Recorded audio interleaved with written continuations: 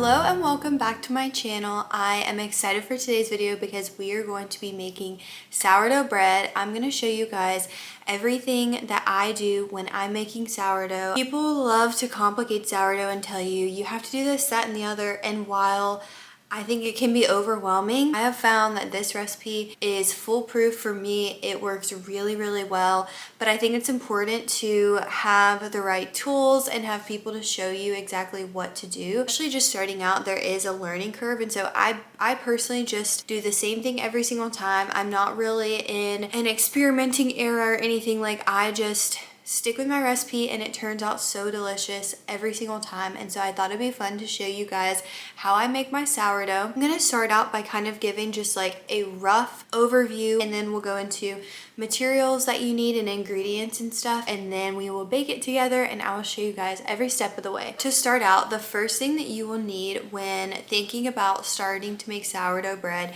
is a starter. Now, I got my starter from a friend. The method that you use to feed your starter is that you will save some of the starter that you already have, add more flour, add more water, and then you will discard a little bit of it just so you don't have a whole, because it will grow exponentially if you didn't discard any. So what you can do with your discard is either put it in the fridge and save it. I actually have a giant jar in there where I just put all of my discards so I can save it for like sourdough discard recipes. Or you can give it away to someone and they can have that as their own starter. You can throw it in the trash if you want. A lot of people do that. Or you can put it in another jar, feed it, and then have multiple starters. So there's a lot of things you can do with your discard, but basically my friend, when she was discarding from her sourdough starter, she just gave me that, and it is so strong, it's amazing. So my recommendation is reach out to someone that you know who makes sourdough and just ask them if you can have some of their discard, because they're gonna be throwing it away anyway, most likely, and so it's not costing them anything necessarily. And I feel like most people who do sourdough, it's like fun to see your starter live on somewhere else, you know? So I am like happy to give my starter away to people. So that's my recommendation. I know you can create your own starter, but that takes a lot longer to, one, just learn how to do it, and it takes a lot of effort, and two, it takes a while for the starter to actually get strong. And the one that I have is decades old, which is amazing. That's why it's so active and bubbly. Every single time I feed it, it is just amazing. And so I would recommend that. Or you can even like order starter on Etsy. I know that they have some that are, I forget what they're called, like dehydrated starter, I think. And so I'm sure they have directions on how to hydrate it once you get it, and that's a really great option too, because once you have your starter, like, you're pretty much set. Basically with sourdough, you're going to feed your starter in the morning, and then once it has doubled in size and once it's very active and bubbly, it's ready to make dough with. So then we'll make our dough, and then we will do these things called stretch and folds, which basically is like developing the gluten and helping it to get stronger, so that way your dough will rise, and then you kind of have to wait a long time before you can actually shape it, because you're waiting for your dough to bulk ferment. After that, we will shape our dough, leave it in the fridge overnight, bake it the next morning. So that's kind of the overview. And now I'm going to get into ingredients and materials that I use that you'll need to make your dough. So I've made a list here on my phone, and I'm just going to read off the ingredients that you'll need. So it's very simple. You need your sourdough starter. I personally use King Arthur unbleached bread flour. I just get this from Walmart and it works really well. I use salt, and I know how people feel about salt in this day and age. I probably use like the cheapest kind. And then filtered water. I've seen a lot of discourse online about people like, I just use tap water, and you know what, I'm sure tap water would be fine, but I'm like, while I have my fridge, it's filtered water, I just use it out of the fridge. So that is what our 4 ingredients are. So moving on to the materials that I use, and I don't think you personally need every single one of these things. Don't let not having these materials keep you from starting sourdough, but a few basic things you need is just a bowl and a spoon to put the dough in and then to mix it up. and also probably some plastic wrap for that. Kind of more specific like sourdough-y tools, but you may already have this. You'll need a food scale. So I think this is really important. For sourdough, I just like to have a consistent loaf and know that it's gonna turn out well pretty much every time. And so I use a food scale and I measure everything in grams, and you'll see that in my recipe. We're measuring in grams.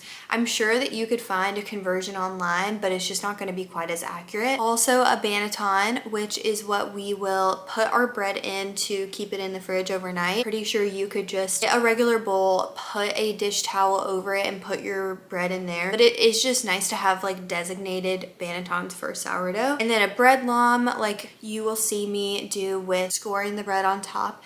Again, you could probably use a knife for that. I'm sure you don't actually need it, but it is nice just having specific tools. I'm sure a knife would work, but it might not work quite as well as a bread lom. And then a Dutch oven, or like what I have, a bread baking bowl. This again is not necessary. You can open bake your bread, but I don't know exactly how to do that. I haven't tried that. I don't know if it would turn out the same. I will link all of the things down below that I use that I think are helpful for sourdough, but it can be expensive to start out if you're trying to get all of the tools.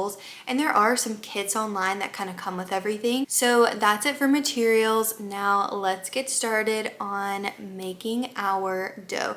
We're gonna first start out with feeding our starter. It is currently 9:19 a.m. and I'm about to feed my starter because today we're gonna make our dough and then tomorrow we'll bake it. So I'm gonna show you guys a close-up of what I'm doing and how I feed my starter and just little tips about it. This is what my starter is looking like from just being in the fridge, so don't get freaked out by that. Right now it's looking a little different than usual, but sometimes it'll separate in the fridge and get a layer of what we call hooch, H-O-O-C-H, and it's kind of like a dark layer on top.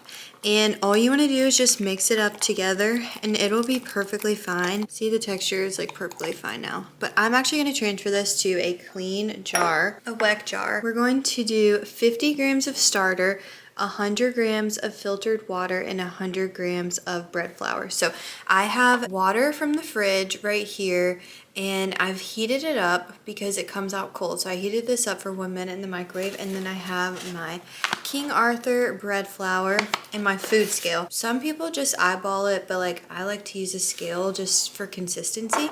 So I'm going to dump my 50 grams of starter in here. Then I am actually going to save the leftovers because my mom asked for some starter, and also I'm going to have some extra starter for a lady at my church who I was telling that I would bring some to. So we're gonna do 50 grams in here. It doesn't have to be perfect because we're actually doing like a ratio, so I might just leave this. 60 grams, so the ratio is 1 to 2 to 2. So 1 part starter, 2 part water, 2 parts bread flour. So normally I would do 50, 100, 100, but now I'm gonna do 60, 120, 120. And then we'll mix that up where it's like a nice milky consistency. All right, and then I'm gonna get another spoon for my flour, and we'll do 120 grams of flour as well. So if you're not familiar with sourdough, your starter it kind of acts like you have made any kind of dough before, like cinnamon rolls. You use, active yeast or instant yeast. That's basically what this acts as. It's what helps your bread rise.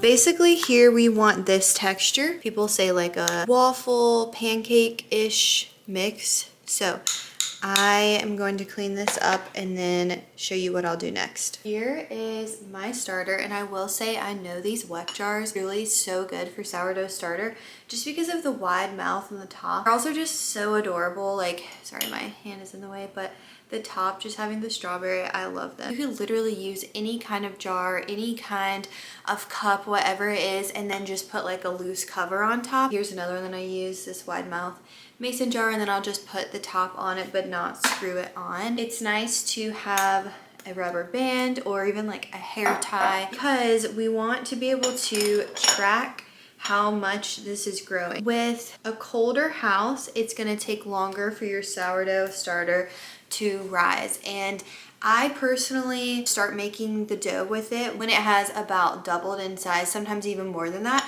That's when it's really active. So I have my rubber band on here at where it is starting out. So we want it to be about up here. And it's really cold in our house right now. We turn the heat way down at night because we just love sleeping with it cold. So right now downstairs it's about 62 in here. So I'm gonna turn the heat up. But even when I turn it up, I only usually turn it up to like 67 or so. So what I do is I turn on my oven light and then I put my sourdough starter in there on the top rack right under the light, and it really creates a warm environment for it to rise in. Otherwise, this would take probably 12 hours, and this way it takes around 3.5, 4 hours. So I'm gonna go ahead and pop it in the oven with the light on. I've also seen people recently using their candle warmer light, and now I feel like that would be a good idea, but it gets really hot under there. So I wonder if you put it right next to it or something, and if you don't have an oven light or something like that. But we are going to wait this out probably around 1 o'clock when I get back with you, and from there we will make our dough. Okay, so hopefully I am talking loud enough over our dishwasher because it's going right now. And I'm going to go ahead and put up my hair for this. So I feel like I didn't fully explain the feeding the sourdough starter, but what I do with my starter is I leave it in the fridge at all times. The only time I take it out is the day before I plan on baking, aka today, when I'm making the dough. So I took it out this morning and I fed it. So I have a large weck jar, a very like tall, massive one in my fridge where I just collect the discard. So today you saw me pour 60 grams into a new container, and then the other one's actually just saved to make new starter out of.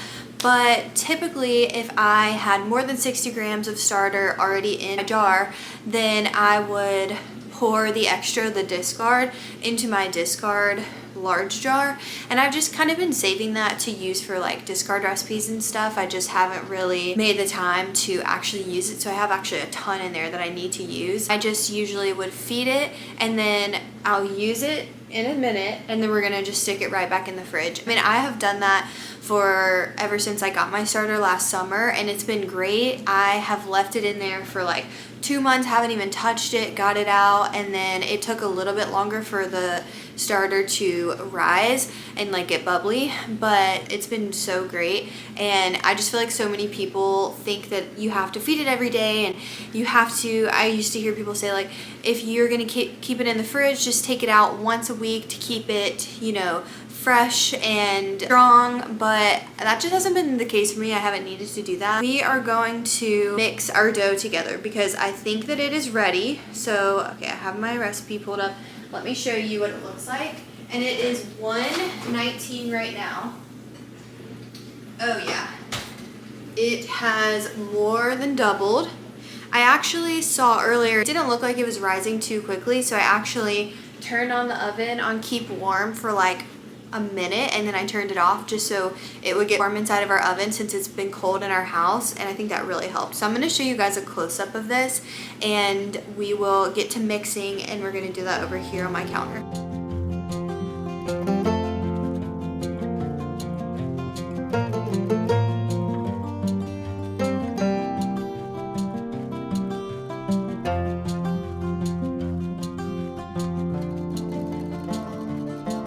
So unfortunately, I accidentally filmed this clip of me mixing the dough in slow-mo. So I have just made it faster to look normal, but it did not save the audio. So I'm just going to tell you guys what we are doing here. So first I'm going to add my starter in, and the recipe calls for 150 grams of starter into this bowl. And after I use the 150 grams, I'm putting this starter directly back into the fridge. I'm not feeding it again. I'm just gonna put the lid right back on and put it in the fridge, and I literally don't even touch it again until I am going to use it again. And you can see how much I have left. This makes it super easy, and you don't have to worry about feeding it or keeping up with it. And then we're also going to mix 350 grams of filtered water. I just get my water from the fridge, and I microwave it once again for a minute just to make sure it's warm, because if I don't do that, then the dough is going to take even longer to bulk ferment later on. And then we're just going to mix this together with a spoon until it's more of a milky consistency. They also make a specific tool for this, but I just find that a spoon works perfectly fine. After that's all mixed up, we're going to add in 500 grams of the King Arthur bread flour, and then also we're going to add in at this step 10 grams of salt. You can use any type of salt that you want to. And then I'm just going to mix this together with my spoon. It's going to be a very shaggy dough, and that's okay. You want it to look like that at first. And when we do our stretch and folds, you'll see it start to form better, but just do your best you can at this point. I was honestly having a harder time than usual mixing this together, so I decided to just use my hands, which was honestly tough because it's pretty sticky at this point. But I was just doing the best I could using my hands to mix together the dough. You just want to make sure that almost all of the flour is incorporated into your dough. So here's what my dough is looking like and where I'm going to leave it. Again, very shaggy dough, but that's fine. We're going to leave this here on the counter to rest for 1 hour covered with plastic wrap. So I'm going to go ahead and do this, and I will meet up with you guys in an hour. So now it's been an hour, and I'm going to show you what our dough looks like, and then I'm also going to do our stretch and folds, which basically is a method that we're going to do in order to help the gluten form in our dough and get it stronger. And you'll notice that every time you do the stretch and folds, which we're going to do, I'm going to do 4 sets of stretch and folds, the dough will be harder and harder to actually like stretch and fold, and that's a good thing. That's how you know that your method is working. And so I'm going to show you guys exactly how to do that, and I'm going to wet my hands because that helps with not having your fingers stick to the dough so much and the dough stick to your hand so much. So we're going to do that, and I basically do 1 set of stretch and folds, wait 30 minutes, 1 set 30, 1 set 30, 1 set, and then we're just gonna leave it to bulk ferment. So I'm going to do these real quick, and I'll show you guys how we're gonna do it. So here's what our dough looks like 1 hour later, and I'm gonna, like I said, wet my hands real quick and take off my rings. So I'm not wetting them too much, just like a little bit. And then we're going to, as much as we can, kind of grab our dough, get it together, put it on itself. And then we're gonna turn it 90 degrees and do the same thing. And I'm actually gonna wet my hands again. 90 degrees, same thing again. And we're trying to get it kind of all together, like that. Whoops. And then one more time, lift it up and fold it over. And then I'm gonna rinse my hands off, and we are going to cover this back up and set a timer for 30 minutes. I'll meet you guys again then.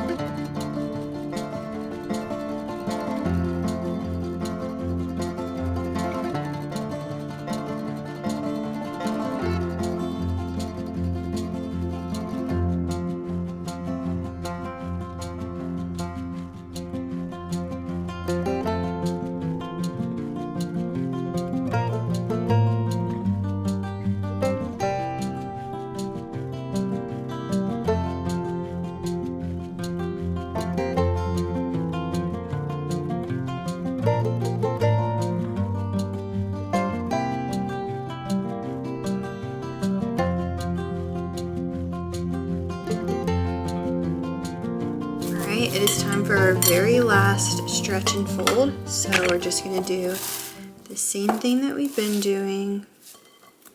And you can tell my dough is much more like formed and smooth.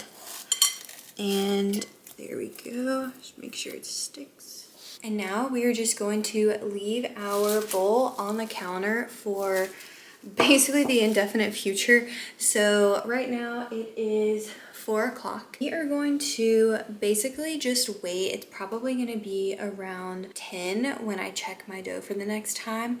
And that's because, like I said, it's pretty cold in our house and it just takes a while for my dough to rise. I had to turn off my little lights here because I feel like it was messing with my camera.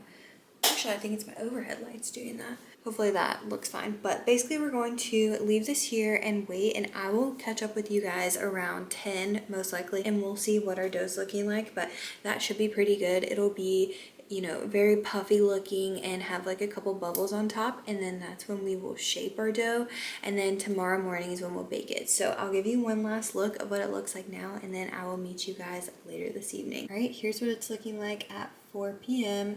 I will see you guys in a few hours. It's 10 o'clock now, and I am going to show you guys what our dough is looking like. Here's what it looks like. And I was kind of messing with it. It kind of like sticks to my hand, but then it's not actually, and it was coming off the side really easy. So I'm going to put some flour on the counter, and then we're gonna shape this and put it in the fridge overnight. Okay, so I have poured out my dough onto the counter, and I'm kind of like roughly shaping it into a rectangle. You really don't need too much flour out here. So I'm gonna take this side and fold it over, and I'm gonna take this side and fold it over, and then I'm rolling this up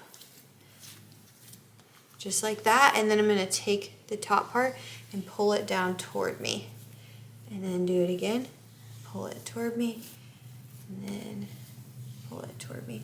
And then we're gonna kind of like make a seam on the bottom, and then I'm gonna put it in my banneton, just like that. This is what my banneton looks like. We are going to cover this with plastic, and I'm just gonna use the same plastic wrap that I had been using. It does not have to be like airtight or anything.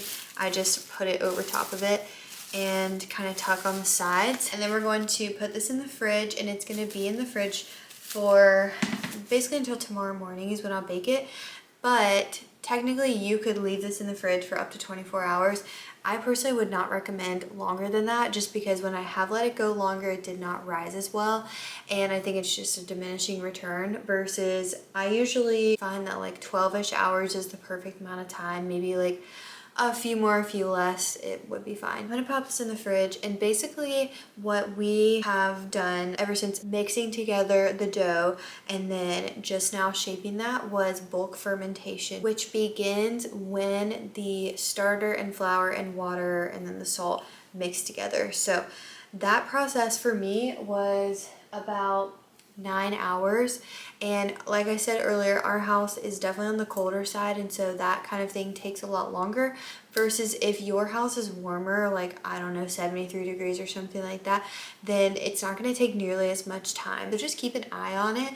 But I pretty much know mine is not going to be over fermented if I wait until late, because it's just cold in here. So I will meet up with you guys tomorrow morning to bake our bread. It is the next day. It is currently 9:30 a.m. If I look a little tired, it's because I only woke up a couple hours ago. But we are going to get started on our sourdough for the day. So most people use a Dutch oven for this step of baking it in your oven. However, I have a KitchenAid mixer bowl, and this is a bread bowl. I have a top to it, which has a lot of like stuff on it. I need to figure out how to clean this. Just oil and stuff from me spraying it and then it baking in here. We are going to bake our bread. So basically, this is where my bread's gonna be put, and then that is the lid. It goes over top of it. I'll link this below in case anyone's interested, because it is such a beautiful bowl. It's like a light bluish gray.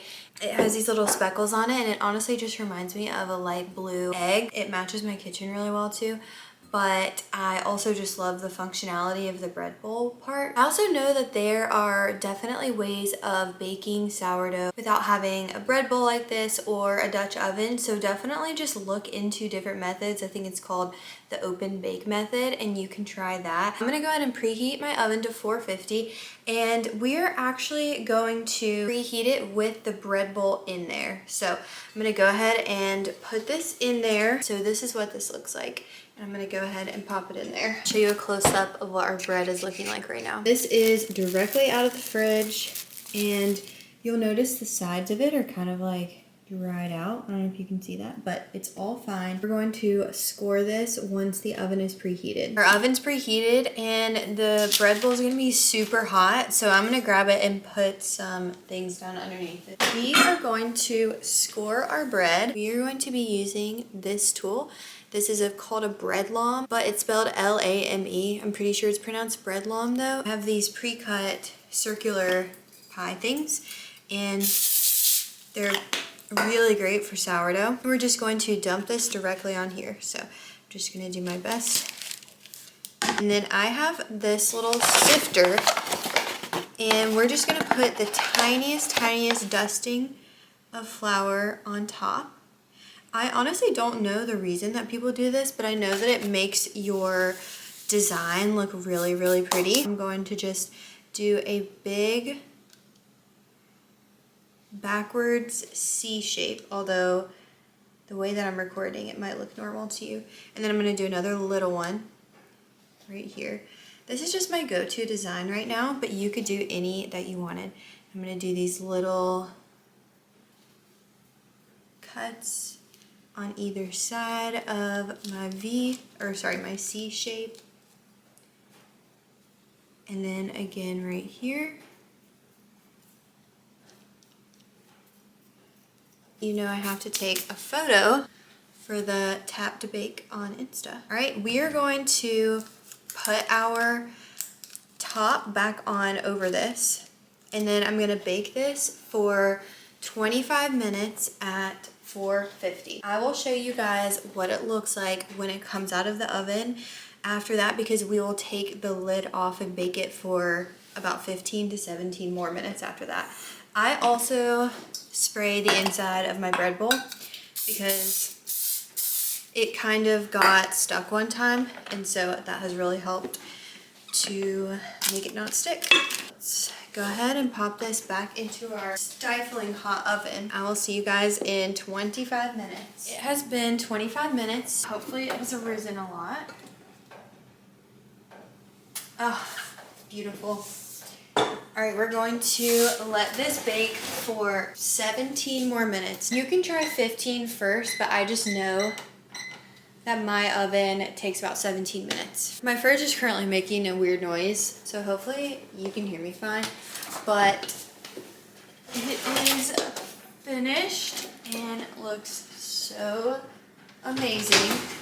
Here is our loaf, and it is looking so good. It had a really good rise, and the scoring looks really cute.